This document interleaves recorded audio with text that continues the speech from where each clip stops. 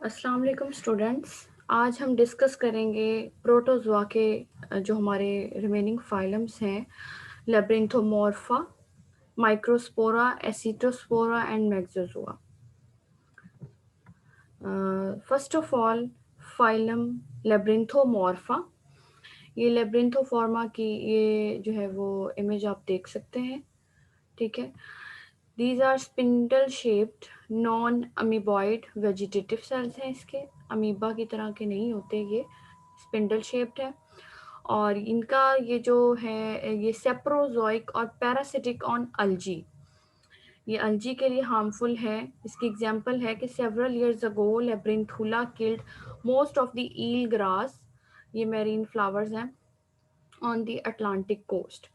तो ये इतनी ज़्यादा डिटेल डिस्कस नहीं की गई मिलर हार्ले में इसकी। तो फाइलम लेब्रिंथोमॉर्फा की एग्जांपल है लेब्रिंथुला, और जो कि पैरासाइट्स हैं अल्जी में, ठीक है। नेक्स्ट जो हमारा फाइलम है वो है फाइलम माइक्रोस्पोरा।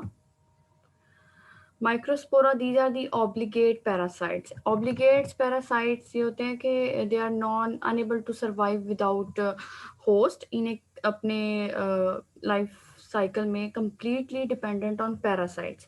ये पैरासाइट के बगैर किसी भी स्टेज में सर्वाइव नहीं कर सकते। तो और ये जो है वो पैरासाइट हैं बेनिफिशियल इंसेक्ट्स में, ठीक है। तो इससे हमारा जो है वो बहुत ज़्यादा इकोनॉमिक लॉस हो सकता है ह्यूमंस इंडस्ट्री में। एग्जाम्पल्स हैं नोसीमा बॉम्बिकस, जो कि पैरासाइट है, डैमेज करती है सिल्क वर्म को, and cause disease pebrine. Pebrine disease cause करती है सिल्क वर्म में। सिल्क वर्म अगर आप देखें तो जो ये सेरिकल्चर है जिसमें सिल्क जो है वो प्रोड्यूस किया जाता है सिल्क वर्म को रेयर करके, तो ये ह्यूमन की बहुत बड़ी इंडस्ट्री है। तो जिससे सिल्क वर्म में अगर ये डिजीज़ हो जाती है तो सिल्क वर्म का क्या होता है कि उसके जो लार्वा हैं उनमें ब्लैक स्पॉट्स बन जाते हैं, लॉस ऑफ एपिटाइट, और उनकी बाकी जो नॉर्मल एक्टिविटीज़ हैं वो डिस्टर्ब हो जाती हैं। Means they are unable to spin the silk in their pupa और कोकॉन स्टेज। तो वो अपने प्यूपा और कोकॉन स्टेज में भी अनेबल होते हैं कि वो सिल्क की प्रोडक्शन कर सकें। तो इस तरह ये बहुत ज़्यादा इकोनॉमिक लॉस है। दूसरा ये नोसीमा एपिस, एपिस का वर्ड हनी बी के लिए स्पेशली यूज़ किया है। तो ये हनी बी के पैरासाइट्स हैं और ये हनी बी में डिजीज़ काज करते हैं, डिजेंट्री। तो इस तरह से हमें हनी की प्रोडक्शन, कॉम्ब, वैक्स जो हमें हनी से मिल रहा है वो भी एक इकोनॉमिक लॉस है। तो ये आपने एग्जांपल्स याद रखनी है। प्रीवियस स्लाइड्स में आपने देखा कि हमने लेब्रिंथुला को देखा था कि वो अल्जी को डैमेज कर रहा है, पैरासाइट टू अल्जी।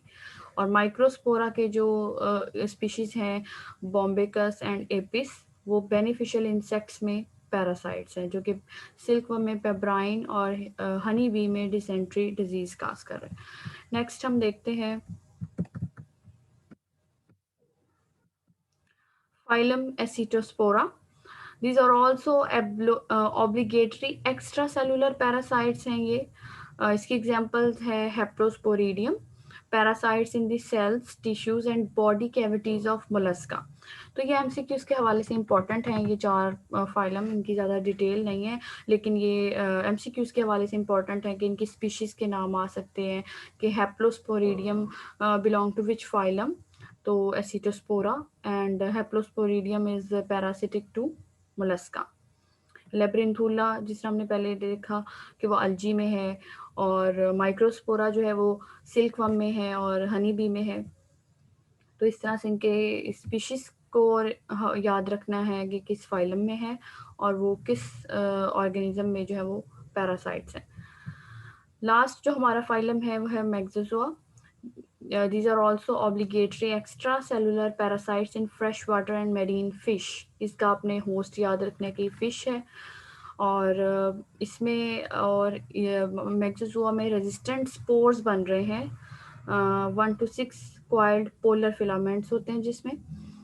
इसकी जो स्पीशीज है वो मैक्सोजोआ सेरिब्रलिस, जो कि सालमन ट्राउट के अंदर डिजीज काज करते हैं, टम्बलिंग या विरलिंग डिजीज। विरलिंग का मतलब है सिंपली अगर हम देखें तो घूमना, तो इसमें होता क्या है कि फिश की जो लोकोमोशन है वो अनबैलेंस्ड हो जाती है और अनकंट्रोल्ड हो जाती है, वो रैंडम मूवमेंट शो करती है फिश।